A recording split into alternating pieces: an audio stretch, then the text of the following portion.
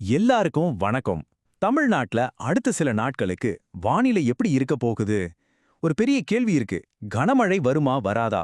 வாங்க இத பத்தி விரிவாக பார்க்கலாம். சரி, முதல்ல எல்லார் மனசுல இருக்கிற அந்த ஒரு கேள்விக்கு வருவோம். தமிழ்நாட்டுக்கு கனமழை வரப்போகுதா? பதில் ஆமாங்க, வரப்போகுது. அத பத்தி தான் இப்ப நாம விளக்கமா பார்க்க போறோம். ஆமா, இது சாதாரண அறிவிப்பில்ல. வானிலை ஆய்வு மையம் அதிகாரப்பூர்வமாவே ஒரு கனமழை எச்சரிக்கையை கொடுத்திருக்காங்க. அதுவும் ஜனவரி 13ஆம் தேதியிலிருந்து இது அமலுக்கு வருது. சோ நாம இப்பவே கொஞ்சம் உஷாரா இருந்துக்கணும். இது ஏதோ ஒரு நாள் மழை மாதிரி வந்துட்டு போகாது. அடுத்த 4லேருந்து 5 நாளைக்கு தமிழ்நாட்டோட சில பகுதிகளில் இந்த கனமழை நீடிக்கும்னு எச்சரிக்கை விடுத்திருக்காங்க. அத நாம ஒரு தொடர் மழைக்கு நாம தயாராக இருக்கணும். ஓகே, எந்தெந்த மாவட்டங்களுக்கு இந்த எச்சரிக்கைன்னு பார்க்கலாமா? உங்க ஊர் பேரு இதுல வருதான்னு கொஞ்சம் கவனமா பாருங்க. முதல்ல எங்கெல்லாம் ரொம்ப கனமழை பெய்யும்னு சொல்லியிருக்காங்களோ அந்த மாவட்டங்களை பார்த்துடலாம். இங்க பாருங்க, இந்த லிஸ்ட்ல நீலகிரி, கோயம்புத்தூர், திருப்பூர், தேனி, திண்டுக்கல், தென்காசி, அப்புறம் திருநெல்வேலி இருக்கு. இந்த மாவட்டங்கள்ல இருக்கிறவங்க ரொம்பவே கவனமா இருக்கணும்னு சொல்லியிருக்காங்க.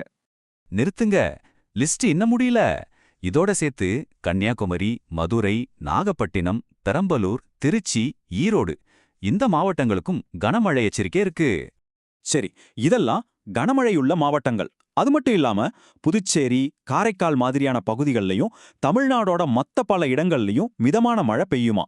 அப்போ இந்த மழையோட தாக்கம் தமிழ்நாட்டுல பரவலா இருக்குன்னு நம்ம எதிர்பார்க்கலாம். திடீர்னு ஏன் இப்போ இப்படி ஒரு கனமழை?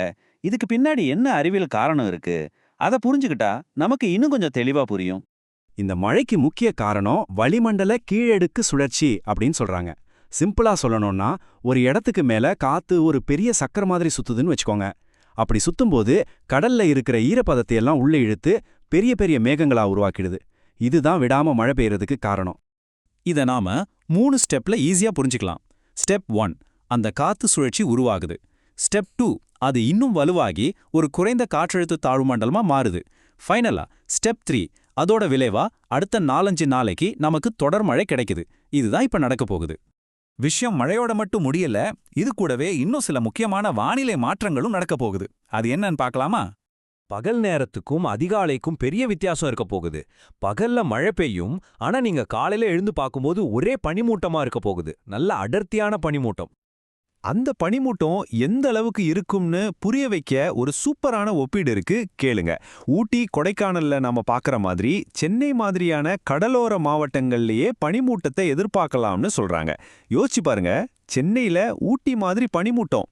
மழை, பனிமூட்டம், இதோட சேர்த்து வெப்பநிலையிலையும் ஒரு மாற்றம் வரப்போகுது. ஆமா, வெப்பநிலை சுமார் 2லிருந்து 3 டிகிரி செல்சியஸ் வரைக்கும் குறையுமா. அப்படின்னா என்ன? இந்த மழையோட சேர்த்து குளிரும் கொஞ்சம் அதிகமா இருக்கும். அதுக்கும் தயாராயிக்கோங்க. இப்ப நாம பார்க்க போறது ஒரு ரொம்ப முக்கியமான பாதுகாப்பு எச்சரிக்கை, குறிப்பா நம்ம மீனவ நண்பர்களுக்காக. கேள்வி ரொம்ப சிம்பிள்.